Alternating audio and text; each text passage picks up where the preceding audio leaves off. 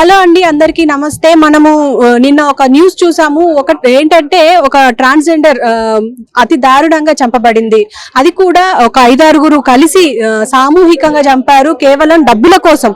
ఈ డబ్బుల కోసం అనేది అంటే నార్మల్ పీపుల్ ని చంపడం ఓకే, కానీ పాపం తను భిక్షాటన చేస్తూ తీసుకెళ్లి మరీ శ్మశానంలో చంపేశారు. అసలు ఎలా జరిగింది, ఏం జరిగింది అనేది మనతో పాటు ఉన్నారు. ఆయన అడిగి తెలుసుకుందాం. నమస్తే మేడం. నమస్తే అండి, నా పేరు వీక్షిత. నేను లింగంపల్లి నుంచి మాట్లాడుతున్నాను. మొన్న షీలా ఇలా మర్డర్ జరిగింది. గంజాయి బ్యాచ్ వాళ్ళు చేశారు.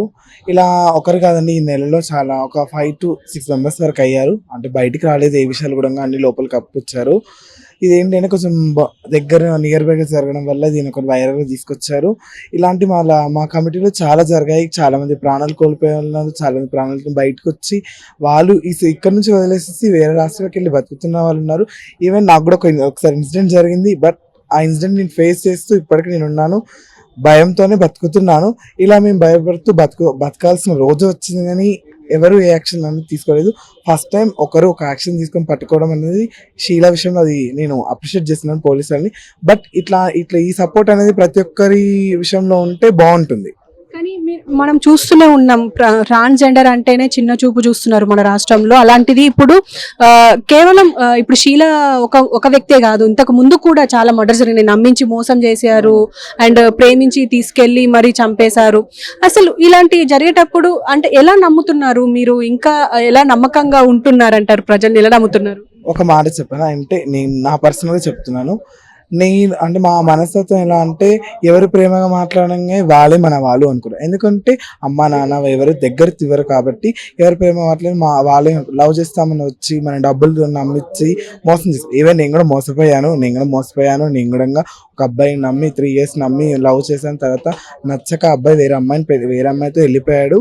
నేను డబ్బులు పెట్టాను, బంగారం పెట్టాను, మోసపోయాను. అలా ఏంటంటే ప్రేమకి అంటే ఎవరు లేరు కదా, వాడు వచ్చి ప్రేమ చూపిస్తున్నాడు, ఎందుకు మేము ఇలా ఎందుకు వాడు ప్రేమ చూపిస్తు తీసుకోవాలి, వాళ్ళకి రిటర్న్ ఇవ్వాలి కదా అని చెప్పేసి అలా ప్రేమ చూపిస్తూ నమ్మేసరికి వాళ్ళు నిండా ముంచేసేసి అలా మర్డర్ చేసి వెళ్ళిపోతున్నారు. అంటే ఇప్పుడు దీనికి మీకు ఒక సంఘం అనేది ఉంటుంది, కానీ దీనికి సంబంధించి ఎలాంటి యాక్షన్ ఏమైనా తీసుకుంటున్నారా? అంటే జాగ్రత్తగా ఉండడానికి కానీ, ఇప్పుడు అన్యాయం జరిగితే మీరు ముందు ఉండడానికి కానీ. ఆల్రెడీ మా కమిటీలో అందరూ అదే చెప్తున్నారు, జాగ్రత్తగా ఉండండి, ఏ లవ్స్ అనేది ఎవరు నమ్మకండి అని చెప్తున్నారు. బట్ అది నమ్మకంగా తప్పట్లేదు, నమ్ముతున్నాం, అది జరుగుతున్నాయి. కానీ ఎప్పటికున్నా ట్రాన్స్జెండర్స్కి ఎప్పటికున్నా ముప్పే, అది ఎవరితోనైనా సరే ముప్పే. కానీ మేము గవర్నమెంట్ కోరుకుంటుందంటే, మేము కూడా మాలో చదువుకున్న వాళ్ళు ఉన్నారు, మాలో కూడా మంచి బీటెక్లు డిగ్రీలు పొందిన వాళ్ళు ఉన్నారు.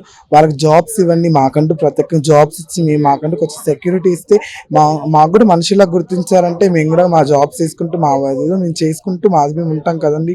మాకు కూడా కొంచెం ఏంటంటే, మేము కూడా ఏదైనా యాక్షన్ ఇస్తే కూడా PS లో కంప్లైంట్ ఇస్తే కూడా ఇమీడియట్గా యాక్షన్ తీసుకోవాలి. ఎవరో మా పైన పెడితే మాకు ఎట్లా యాక్షన్ తీసుకుంటారు, మేము పెట్టినప్పుడు కూడా కొంచెం యాక్షన్ తీసుకొని దాన్ని కొంచెం మీరు ముందుకు సాగిస్తే బాగుంటుంది. అంటే ఇప్పుడు ఈ షీలా విషయమే ఇది మనకు ఎగ్జాంపుల్. ఎందుకంటే పాపం తను అడుక్కొని దాచుకున్న డబ్బుని కూడా అకౌంట్ నుంచి తీపిచ్చుకొని మరి అతి దారుణంగా కొట్టి చంపేశారు. అసలు దీన్ని మనం ఎలా చూడొచ్చు అంటారు? ఈ సమాజం ఎలా మారిపోయింది అంటే, ట్రాన్స్జెండర్స్ దగ్గర అంత డబ్బు ఉంటుంది, ఇంత డబ్బు ఉంటుంది అని చెప్పడం అది ఉంటుంది. మేము పోగేసుకున్న డబ్బు మేము పోగేస్తాం, ఎవరికి పెట్టాలి చెప్పు? అమ్మ నాన్న ఏమంటే డబ్బులు ఇస్తేనే ఇంటికి రా అంటారు, ఫ్రెండ్స్ ఏమంటారు డబ్బులు ఇస్తేనే మాతో మాట్లాడరా అంటారు. ఎవరైనా సరే అవన్నీ వీళ్ళకి ఇచ్చి డబ్బుతో ప్రేమ చూపించే వాళ్ళెందుకు అని చెప్పేసి పోగు చేసి మా గురువులకు కానీ మాకు కానీ అందరు పోగు చేసుకుని మాకంటూ సొంత నివాసం ఉండాలి, ఎంతో కొంత బంగారం ఉండాలి. అవన్నీ మేము ఏదో కష్టపడి ఏదో ఓపెనింగ్స్కి వెళ్ళో ఏదో భిక్షాటనకి వెళ్ళో మేము ఏదో చేసుకుంటున్నప్పుడు ఇలా డ్రగ్స్ బ్యాచ్ వచ్చి ఆగడాలు చేస్తాం. మేము ఆగడాలు చేసినప్పుడు ఎదురయ్యి మేము పోలీసులు కంప్లైంట్ ఇచ్చినప్పుడు వాళ్ళు ప్రత్యేకంగా తీసుకోకుండా మా పైన రిటర్న్ కేసు మీరే ఇట్లా అడుగుతున్నారు, మీరు వెళ్ళి ఓపెనింగ్ దగ్గర ఇంత అడుగుతాం అంత ఓపెనింగ్ దగ్గర మేము అడుగుతున్నాం. మా భిక్షాటన అది, మీరు జాబ్స్ మేము అడుక్కుంటాం, డ్రగ్స్ పొలం పట్టుకోండి, అలా చేసేవాళ్ళని పట్టుకోండి, మమ్మల్ని అడుగుతుంటారు మీరు, అంతే కదండి. సో చూసారు కదా, గంజాయికి అలవాటు పడి మరి అతి దారుణంగా షీలని చంపడం అయితే జరిగింది. అయితే ఇప్పుడు దీనికి ఒక చరమగీతం పాడాల్సిన అవసరం ఉంది. ఎందుకంటే వీళ్ళకి ఉపాధి అనేది చాలా తక్కువ, ఉపాధి అవకాశాలు అనేటివి చాలా తక్కువగా ఉంటాయి. అందులో వీళ్ళు వాళ్ళకి జాబ్స్ ఇస్తే ఖచ్చితంగా వాళ్ళు ఇలాంటి మానేస్తారు.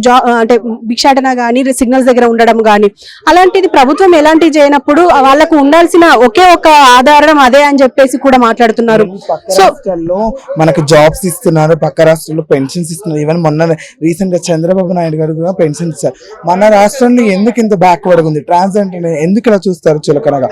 ఫస్ట్ ఆఫ్ ఆల్ రెస్పెక్ట్ ఇవ్వండి. రెస్పెక్ట్ ఇచ్చి మాకంటే ఒక ఉపాధి